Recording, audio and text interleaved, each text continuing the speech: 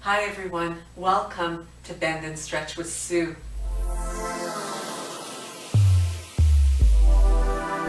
This video is a collaboration between myself and two other fantastic YouTubers, Move with Jenn and Yoga with Rachel. I'll be sure to link their channels down below for you. This is what my first yoga class was like. My first class was way harder than I expected. I'm pretty sure I was only able to do 1/3 of the class.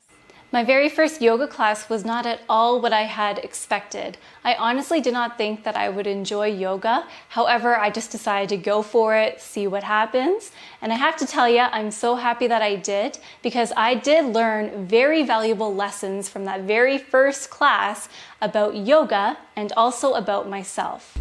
And this is my story of my experience with my first yoga class.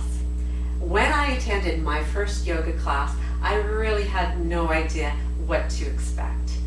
Back then, my experience with yoga had been dabbling with some poses, using a book, and also experiencing through watching on television. Now, I considered myself to be a fairly physically fit person, so I wasn't one to shy away from a physical challenge and decided to give it a try. So I showed up with my mat in hand, and that turned out to be completely inadequate because the mat was thin.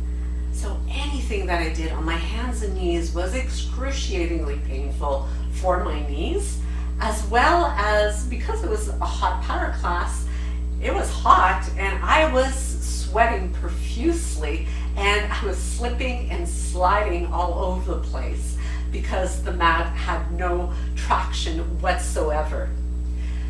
So that made me feel rather intimidated, as everyone around me seemed to be knowing what to do, flowing from one pose into the next, completely understanding the cues that the instructor was giving. So I was watching from side to side, trying to keep up. My flow was anything but graceful. It was more of fumbling, and despite that, actually enjoyed it, which is hard to believe.